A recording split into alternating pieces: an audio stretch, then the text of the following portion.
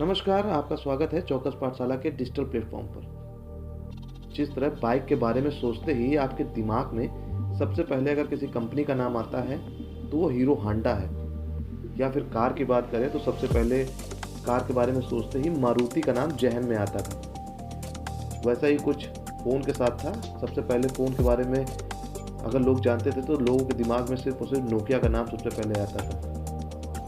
ठीक उसी तरह अगर आप बाज़ार में पानी खरीदते हैं तो आप पानी कोई भी ले रहे हो, लेकिन आप उससे बिसलरी ही मांगते हैं। यानी बाज़ार में पानी बहुत से हैं, लेकिन आपके दिमाग और जहन में सिर्फ एक ही नाम है, वो है बिसलरी।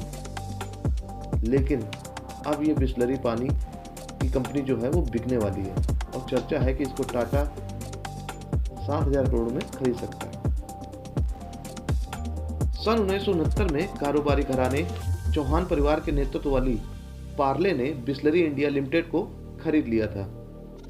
जब इस कंपनी को रमेश चौहान ने खरीदा था तो उस समय उनकी उम्र 28 साल थी और इस कंपनी को महज 4 लाख रुपए में खरीदा गया था। बोतल बंद पानी दुकान में इसे खरीदने के लिए अगर कोई सबसे पहले आपकी जुबान पर नाम आता है तो वह बिसलरी का है। अब ये ब्रांड बिकने वाला है। हालांकि ये देश के बाहर नहीं जा रहा है और ग्राहकों को शायद इसी नाम से मिलता भी रहेगा। दरअसल कंपनी की कमान संभाल रहे रमेश चौहान ने इसे बेचने का फैसला किया है और खरीदने की दौड़ में सबसे आगे टाटा है। लेकिन सवाल ये उठता है कि देश की सबसे लोकप्रिय ब्रांड और इतना अच्छा कारोबार करने के बावजूद भी इस कंपनी को बेचने की नौबत क्यों आई।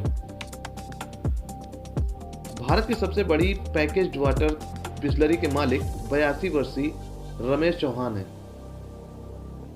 ईटी की रिपोर्ट की माने तो बढ़ती उम्र के साथ ही खराब स्वास्थ्य और इसके अलावा कई ऐसे और कारण हैं जिसकी वजह से बिसलरी का सौदा किया जा रहा है। रिपोर्ट में कहा गया है कि बिसलरी को आगे बढ़ाने व विस्तार के लिए अगले स्तर पर ले जाने के लिए चेयरमैन के पास कोई उत्तराधिकारी नहीं है और यही वजह है कि अब रमेश चौहान इसको बेचना चाहते हैं। रिपोर्ट में बताया गया है कि रमेश चौहान की बेटी और बिसलरी की वाइस चेयरपर्सन जयंती भी कारोबार में बहुत अधिक उत्सुकता नहीं दिखाती हैं, जिसके चलते बिसलरी को बेचने की तैयारी की जा रही है।